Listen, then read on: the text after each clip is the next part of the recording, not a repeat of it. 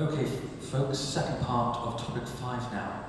So how can Shimano help cities and logistic operators to accelerate the transition from cars, vans, towards greener types of transport, with a focus on bicycles? So I'm delighted to welcome to the stage now Thijs van Dijk, Strategic Management and Business Model Innovation, and Pierre de Schumer, Business Unit Manager, Digital Products and Services, both from Shimano. Thank you.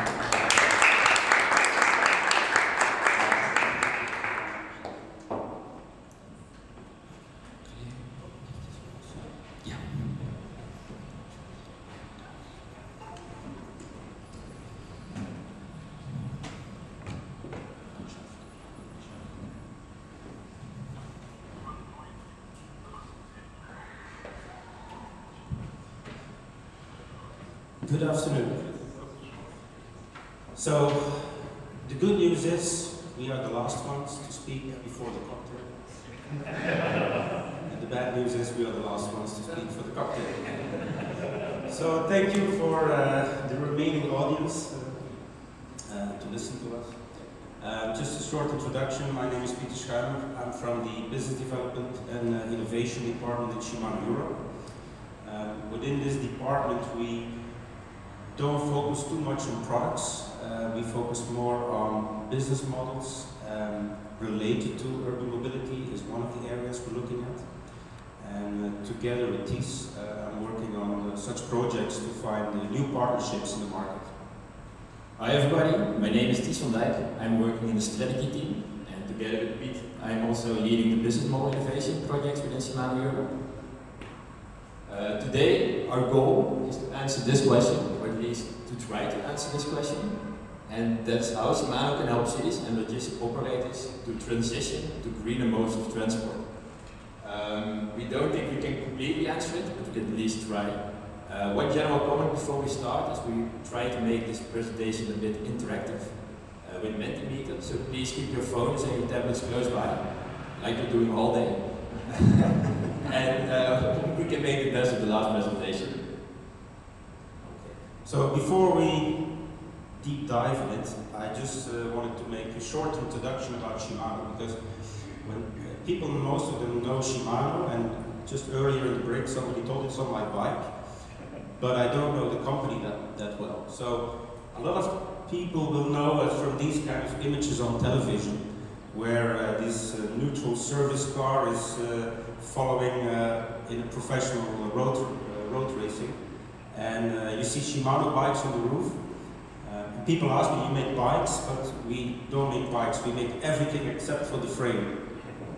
So these kind of images are then stuck on people's minds, but I want to give you a proper introduction about Shimano. We are a Japan-based company. Our headquarters is in Sakai, which is very close to Osaka.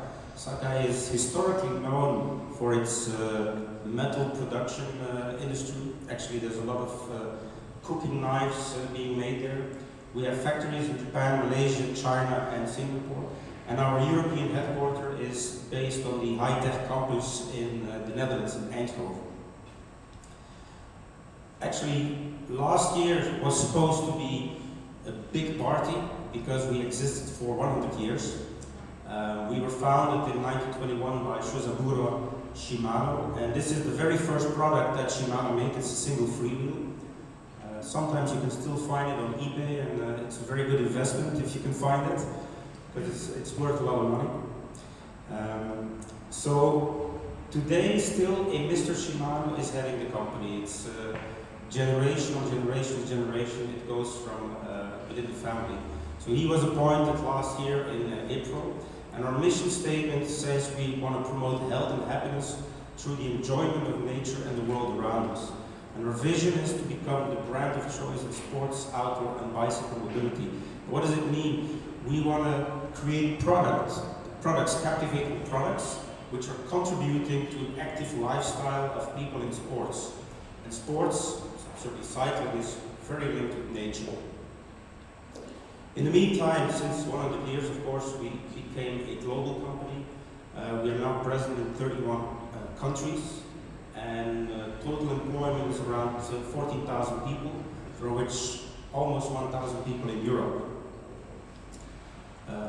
Most people will know this. Then what do we produce? We produce bike components, so everything except the frame. But we do work very closely with frame builders to build the bikes, of course. And this goes from children bikes to e-bikes to cargo bikes to very high-end, expensive road bikes and mountain bikes. The complete range of bicycles, what we cover. And next to that, we have what we call a top-to-toe strategy. So we also create clothing, shoes, helmet, sunglasses, bags, so everything that is related to being to cycling. It could, of course, not be complete without a complete range of products for e-bikes. We were probably a little bit late to the market, but in the meantime we have a very well established range of e-bike mid-drive units. And these are suitable for city bikes, e-mountain bikes, and since last year also we launched specific drive units for cargo bikes, which are specific because they have different power profiles, so they can push these heavier loads. Very short about our business model. Our main business model is working together with bike manufacturers. So we work together with them to create the bicycles according to their specifications, to their needs. We work together with the frame builders, and we ship our products to their factories where they can be assembled. And next to that, and maybe less known, but we also have a very strong retail strategy. So we supply practically every bike store on a global level. And we sell there, of course, our components because they are used for service and also for sales. But of course also our clothing and helmets and so on is sold there. A little bit more about the services that we do. And then we come closer with a strong, strange image here. Bicycles are now changing continuously. Every year new components are being brought out. There's shifting to digital shifting, digital or ABS, automatic shifting. So we need to be able to train our dealers on a regular basis. So we created in all countries training centers. And actually we are training there the bike stores. We are making sure that the bike mechanics have all the knowledge to keep up the quality of service that we expect from them. And in case they are unable to come to trainings, which we keep on a daily level, we also have an online learning platform. It's called Shimano Technology Education Certification. And here, everything that we bring out, we create videos of it that people can actually learn and certify on this platform. We also have online webinars that we are keeping. So to make sure that the consumer in the bike store always has the mechanic with the latest knowledge in front of them. And last but not least, we created the concept of Shimano service centers. A Shimano service center is an independent bike store who has received additional training, who has also a very professional workspace, as you can see on the picture. We also trying to put this workspace more visible in the store so the consumer can see how professional it is. The idea is, if I bought a bike in Belgium and I'm going cycling in Italy and I have an issue somewhere, I can go to Shimano service center and get the service level that I expect from my bike shop in Belgium. So you can get this kind of service everywhere. We make sure also, of course, that you get the latest parts and everything there. That's very short about Shimano. Okay, everybody, let's make it a bit interactive. If you can go to www.menti.com and type in this code.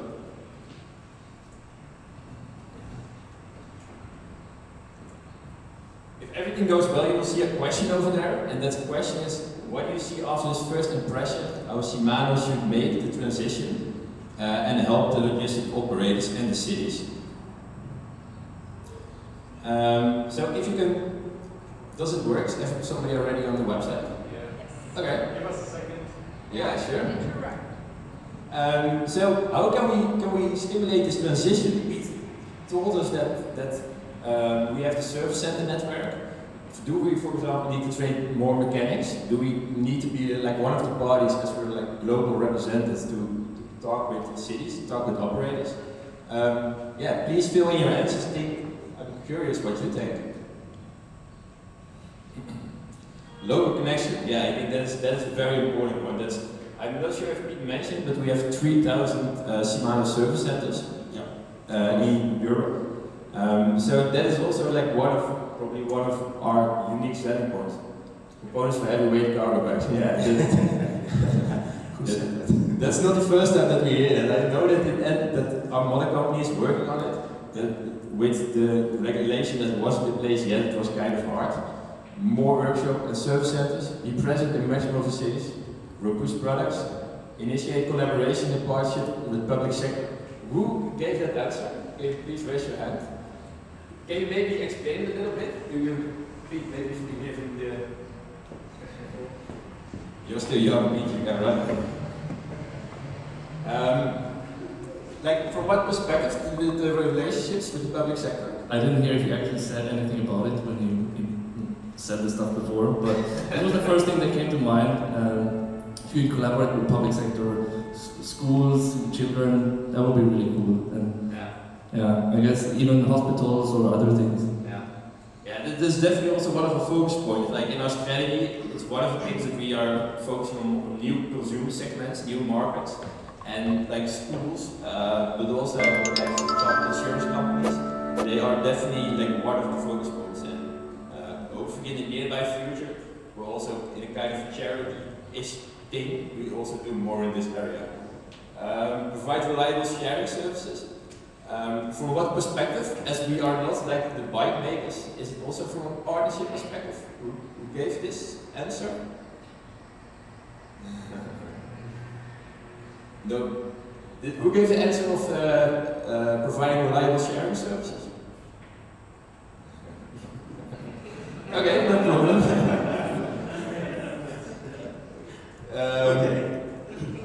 IDs and theft protection, yeah, that's a good one. It's also we are working on an IoT device. Maybe you can explain a little bit more. Yes, connectivity is for sure key and it's something we are working on. Theft protection is one element of connectivity, but it's still in, let's say, it's not the only thing that people want to pay for connectivity for. They find it still quite expensive to put something connected in their bike because they have to pay subscription fees, etc. So it needs to be combined with insurances or something, but it's something that we have in mind as one of the business models. I found the offer free bikes to school. Education is key.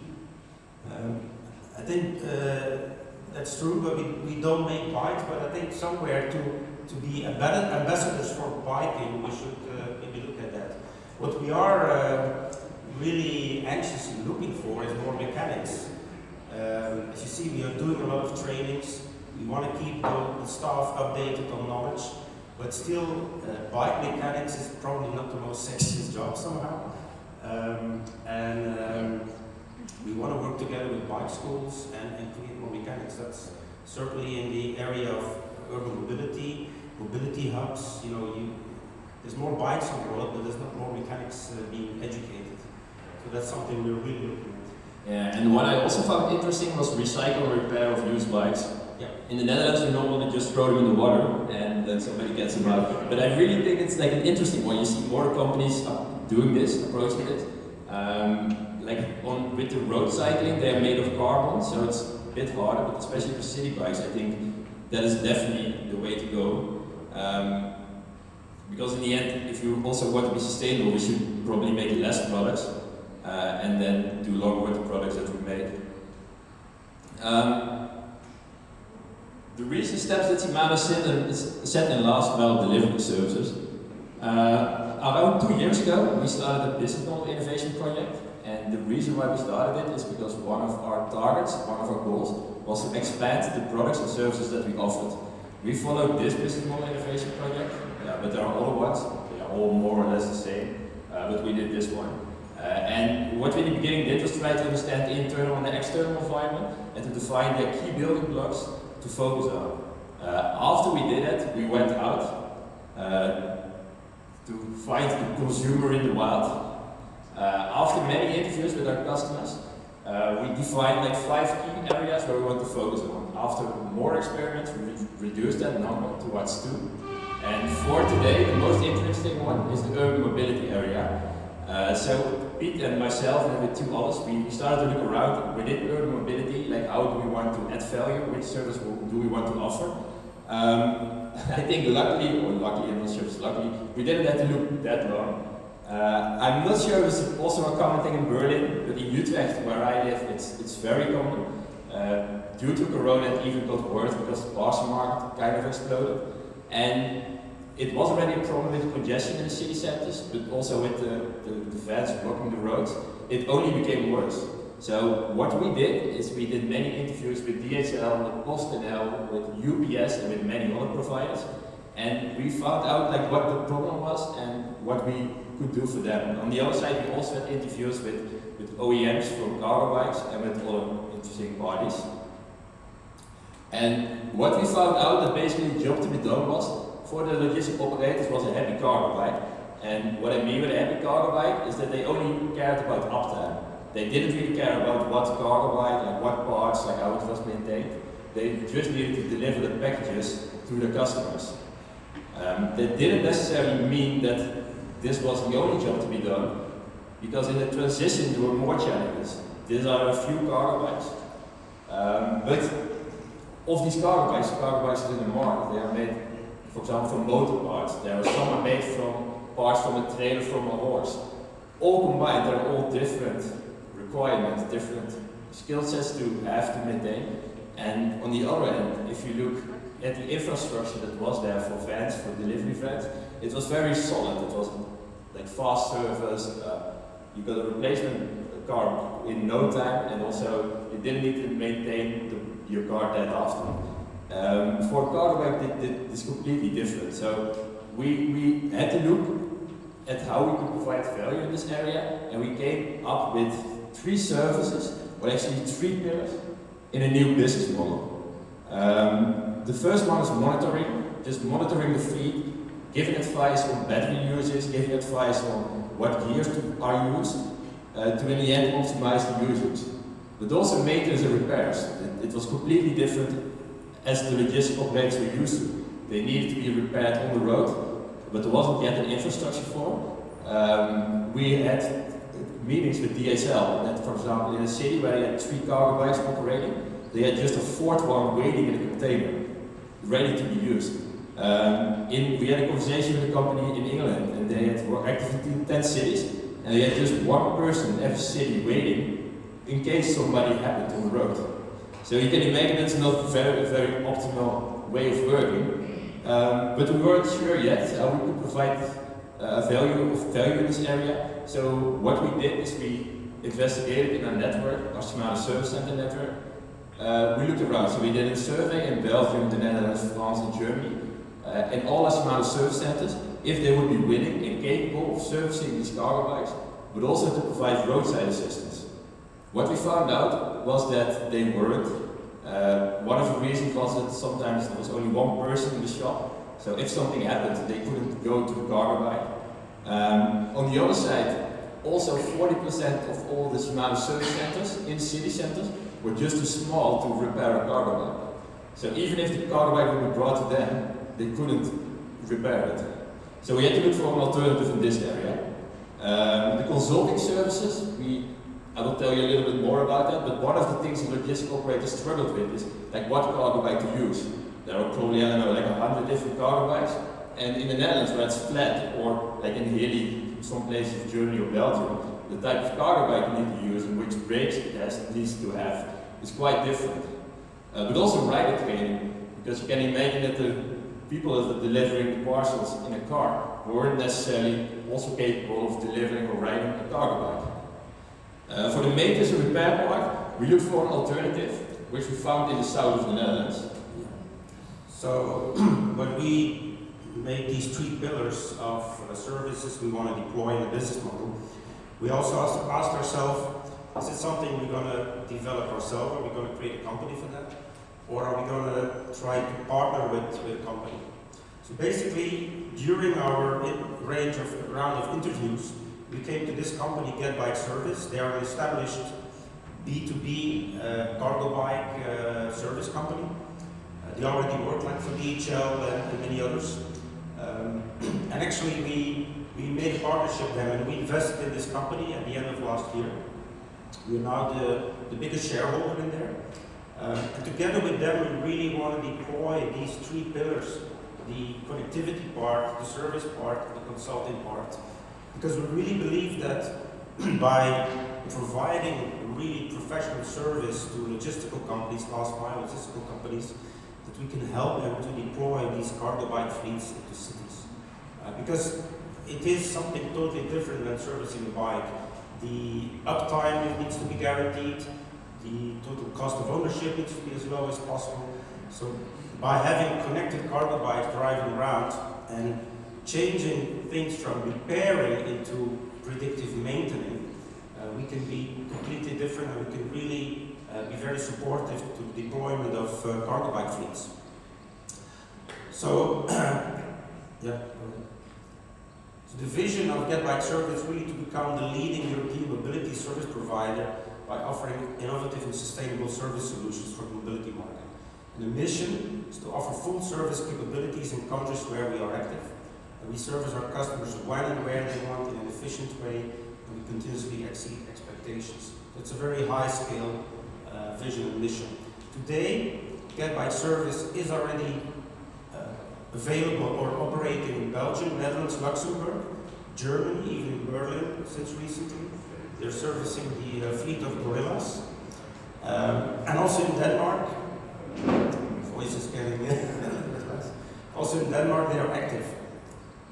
Yeah, and it's also good to know that Get Bike Service is focused on service, and that means that we service every bike. No matter if it's, for example, equipped with Bosch or with another company.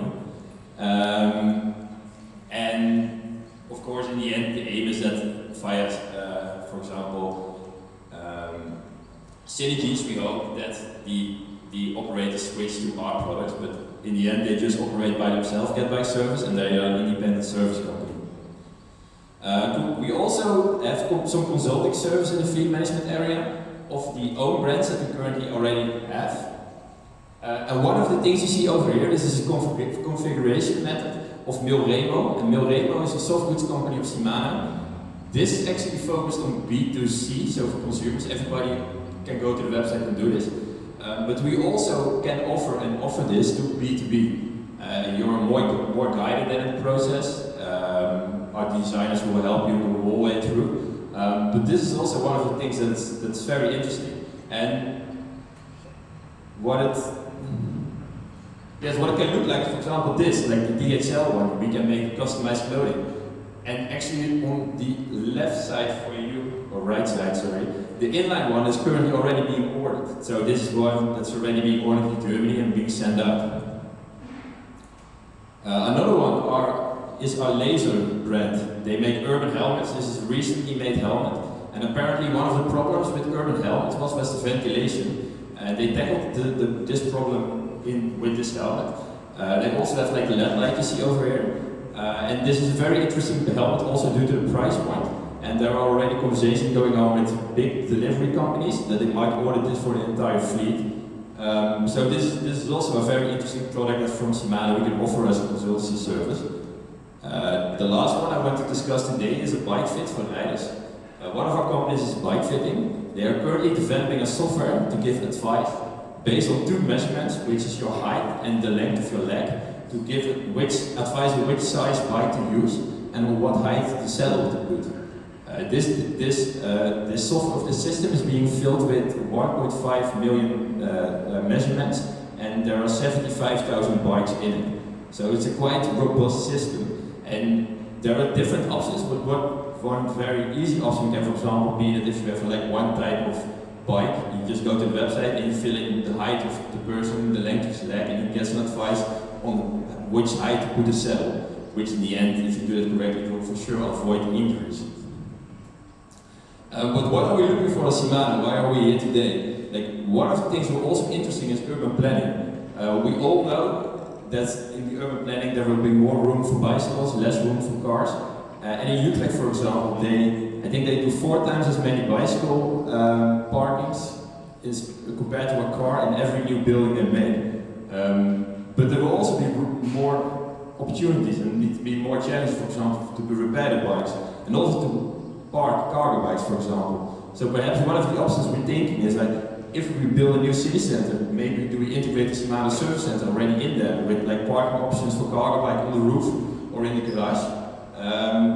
So if you're from a city, if you have any interest from this perspective, please let us know. We also want to think through on how to. Do you have a question? No. Okay.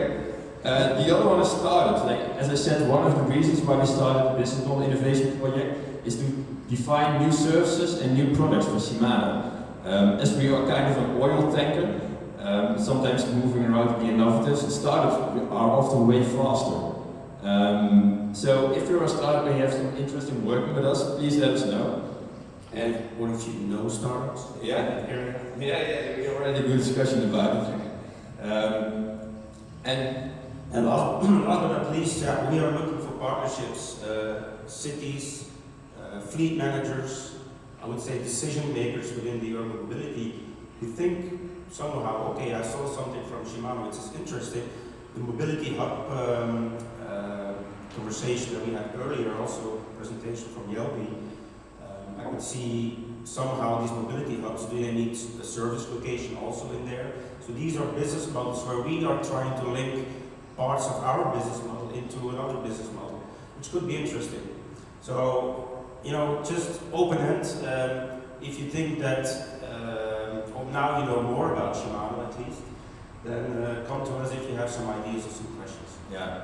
And then the last Mentimeter, this time I won't point out somebody, so you can just fill it in whatever you want. And the question is, as said, like one of the services, one of the things that we are really interested in. What do you think, like looking at the story we told, like are one of the services that might be interesting for us? Did that differ from your previous answer? Have you maybe come up with like new ways that we could do it?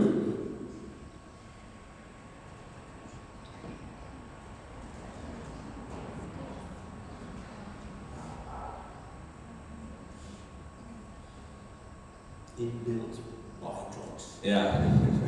We also had like building in stuff. We had in autonomy, like last with autonomy, we also had a discussion because frames. Yeah, that's kind of a sensitive topic around Shimano. If we would make our own frame, we kill our own business.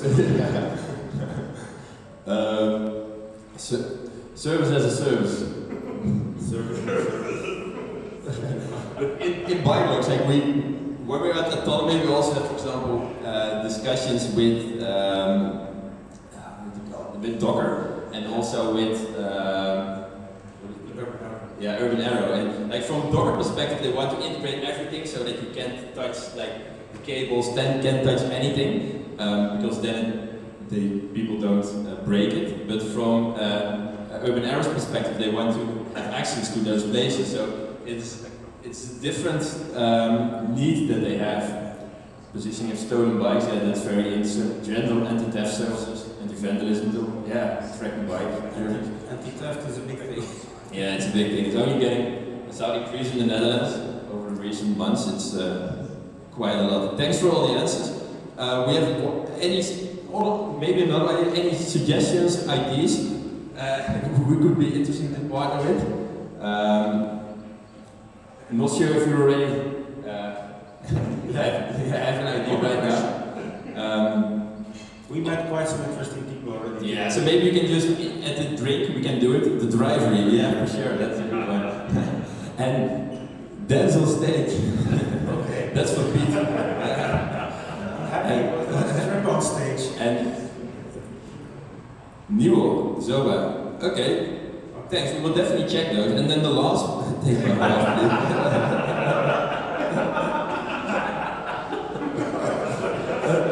Do you have a question?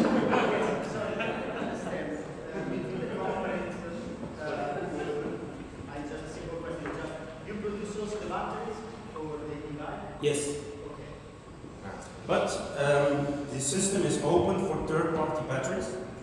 So there's many bike brands who have their own battery already and connect with us. And even we provide the service for the third-party battery brand also. We also provide monitoring for batteries. Sorry. Monitoring for batteries. Yeah, we can. Yeah, we will in future monitoring. Oh, yes. Yeah. Yes. Okay, so I put myself in the battery. Yeah. Nice. Okay, the last one I will not show on the screen, but if you're interested in meeting with us, you can also leave here your email or your phone or whatsoever, and we will approach you tomorrow or at the drinks already. Then, Piet, maybe if you can say the last word. Arigato, Atsu. Thank you very much. Thank you very much.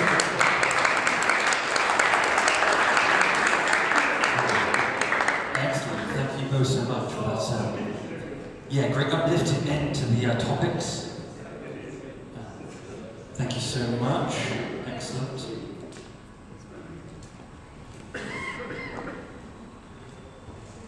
So, folks, what an interesting day we've had so far, but the day is not over just yet. I'm delighted to say that we'll be having some cocktails in the room next door, and also we'll be hearing from Jens Philip Klein, the general partner of Rethink Mobility, who'll be talking about, over those drinks, the next 10 years in mobility and tech. Speaking of tech, so thank you so much everyone for being here today. We really hope you've enjoyed all the sessions that we've had, all the interesting information that we've been hearing from and discussing with and interacting with. So a big thank you to all of our partners for making today possible, and a big thanks to the team of Autonomy for making it all happen. A big thanks to the Drivery for giving us this space to make it happen, and of course the curators who brought together all the fantastic speakers and all the great talent we've been hearing from. So let's meet next door for a cocktail and end the day with a bird in the sunshine. Thank you everyone.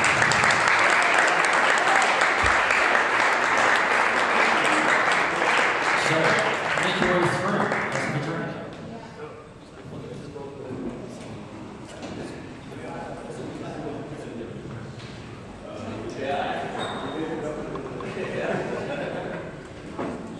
Sehr witzig, dieser Wahlkampf.